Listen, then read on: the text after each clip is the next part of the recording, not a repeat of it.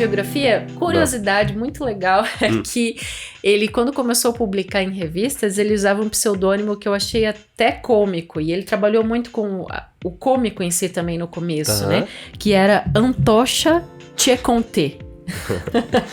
Terminava com CH. Não sei se é assim que pronuncia, óbvio, né? Mas escrevendo na língua portuguesa é Antocha, né? Com CH. Achei bem interessante.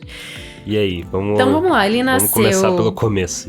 Ele nasceu no sul da Rússia, numa cidade chamada Taganrog.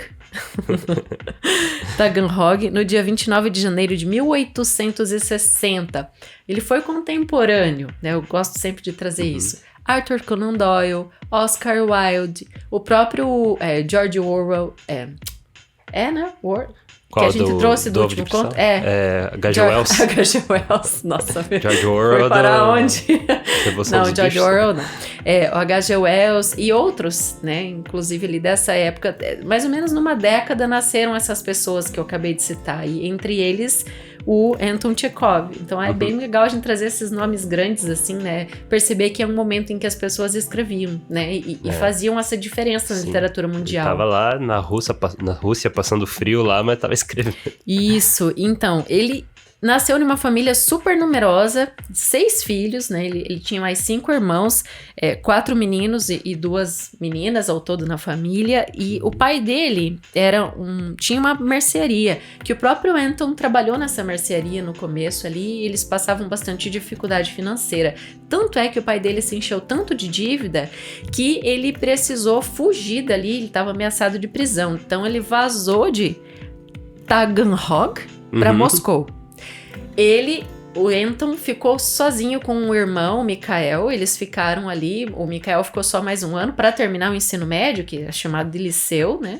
E depois o irmão voltou também junto da família e ele ficou, então, na cidade natal dele por mais um tempo, dando aulas, e nesse momento, então, livre dessa condição patriarcal, ele dá vazão à sua veia literária, né? Ele escreve textos e começa a se relacionar nesse sentido, principalmente com o teatro, porque ele foi um grande dramaturgo.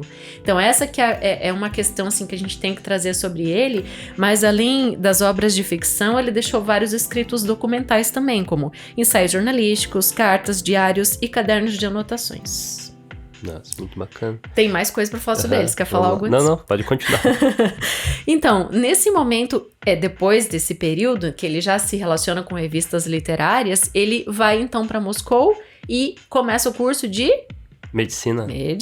Começou em 1879 e concluiu esse curso em 1884, já começou a trabalhar como médico. Ele mantinha as duas profissões, né? Ele era escritor e era médico também. Por isso que eu trouxe essa frase, né? Que é uma frase dele e ele escreveu numa carta pro Servorin. Todos os R's eu puxo como se fosse francês, mas eu tô falando de russo, mas tudo bem.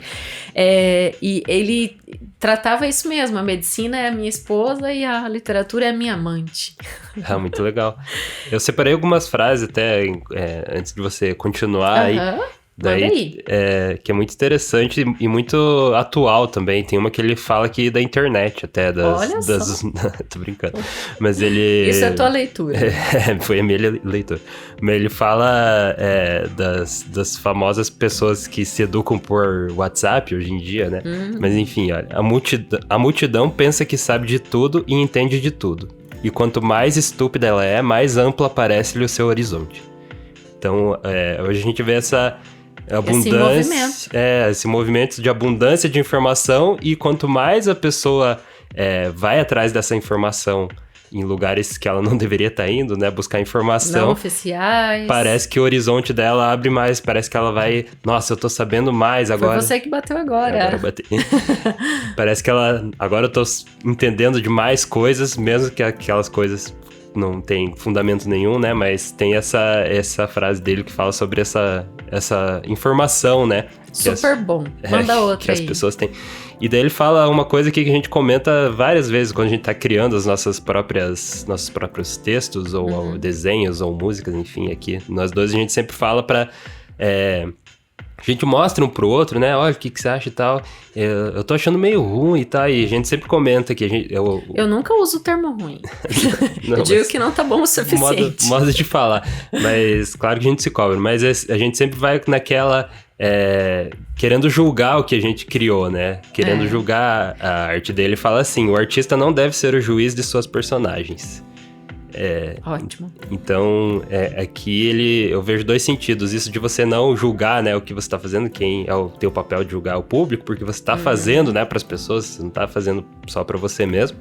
E ele também fala aqui de que o escritor não deve julgar, né? Então, ele não, como a gente viu no conto de hoje, ele não julgou a mulher ali em algum momento, né, e tal. O narrador não julgou, né? E ele deixou você decidir, né, ou os personagens, ele foi simplesmente comunicador daquela história, né? Muito bom. E isso tudo que você falou, me veio à mente aqui uma teoria do Antônio Cândido, um grande teórico de literatura, que ele sempre trabalhou com o tripé, autor, obra e público, né? Então, um não existe sem o outro, só existe uma obra com um autor que a cria, e a obra só se fundamenta de fato e se valida quando tem um público consumindo. Então, assim, um monte de livro na prateleira não significa nada. Enquanto alguém não tirar dali, abrir, consumir, degustar, digerir, ruminar. É feito e assim pros outros, sucessivamente. Né? Não é feito pra ler sozinho, igual o Franz Kafka queria fazer com as coisas dele. Mas é interessante isso, porque como médico também, eu acho que ele trouxe essa visão diferente. Eu anotei, assim, umas coisas muito legais que ele fazia, sabe?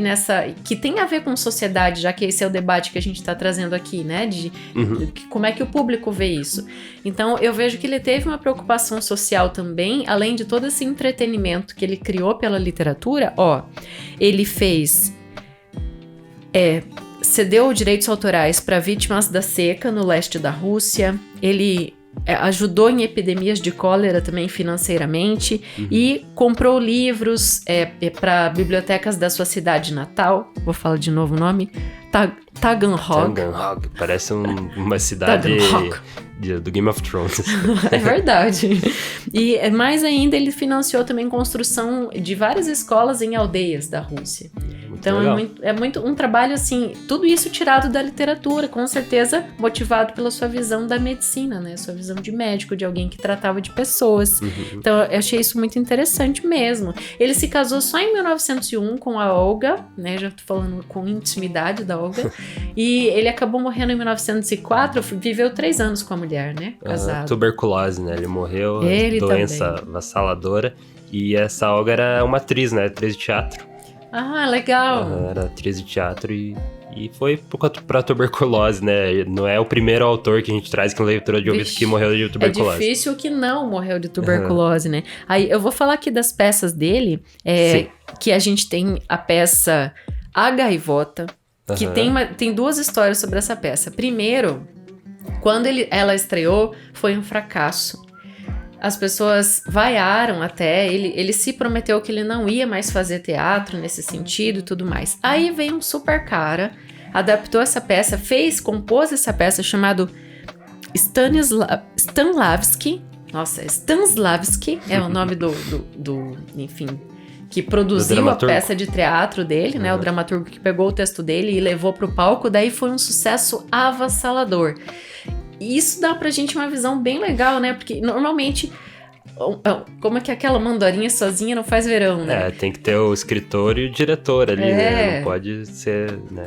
E depois saíram mais 3 peças muito, muito famosas dele, que é Tio Vânia, 3 Irmãs e O Jardim das Cerejeiras.